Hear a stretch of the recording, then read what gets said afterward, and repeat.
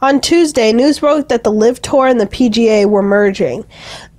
Then, a Saudi soccer team offered Messi $1.6 billion. Can you explain to me and the rest of the sports world why this matters? All right. There are better people far better qualified to talk about the LIV Tour and the PGA Tour. There's plenty of podcasts you can listen to of people that golf is their area of expertise. I think I have a cursory understanding of it from listening to those podcasts, so I'm not just going to regurgitate that. The only thing I want to say about the Messi deal is shout out Mike Ryan of the Dan Le Batard Show and Meadowlark Media for having the Messi story for a year.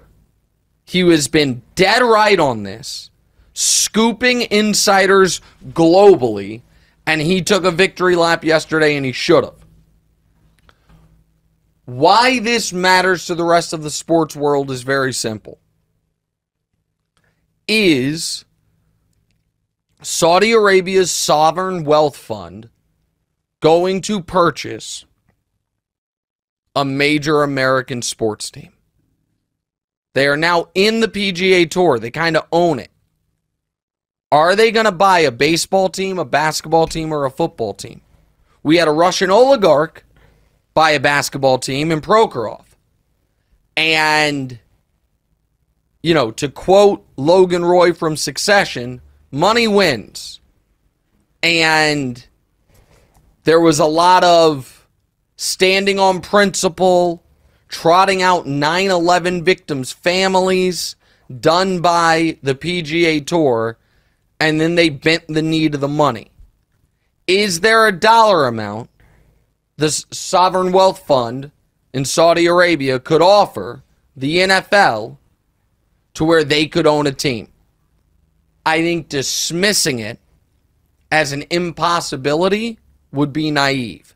I don't think it's the likely outcome, but I think it's on the board, and in European soccer, it's already happened.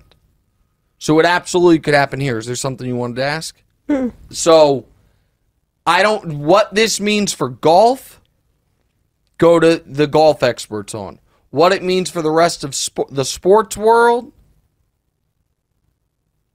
is fascinating. And the other piece of the Messi news, with them, they already got Cristiano Ronaldo, I think, offering Messi $1.5 billion for a few years. Will there be a major American basketball player at some point that takes that money? I don't think they have the infrastructure of a basketball league like they do a soccer league. But if they were to build one up,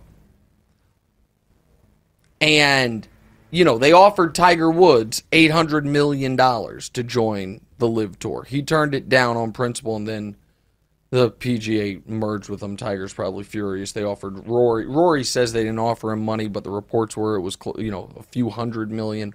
What the PGA Tour is going to do to make those guys whole is a separate story. But if in 6 years they were to go to whoever the face of the NBA is in 6 years, Wembanyama, and say, hey, you're maxed out at $60 million a year in the NBA. We'll offer you $600 million for 1 year to come over here. Someone probably says yes. So it's more of a long-term story than a short-term story. But folks will set aside principle for the right dollar amount. And one of the reasons that I stayed out of a lot of the moral finger wagging on the LIV stuff was I thought about, now they wouldn't want me because I'm not a golf guy. Not like, I like golf, but I wouldn't be on your top 30 broadcasters you wanted for golf. But if the LIV Tour had kept going, would there have been a dollar amount that they came to me on and offered me that I'd be like, I have to say yes? The answer is probably yes. Now, you can say, Nick, that makes you a bad person. That's a moral failing. All of those things. I'm just being honest. Could there have been a dollar amount where I'm like, yeah, I'll do it? Probably. And so I understood the golfers doing it. But now I think it might touch other sports. It might just take a bit. So there's my thoughts on that. Hey, thanks for watching. Hit the subscribe button to get more from the show, and make sure to click the bell to get notified every time new content drops. Check out full episodes of What's Right wherever you get your podcasts, or just click the link in the description below.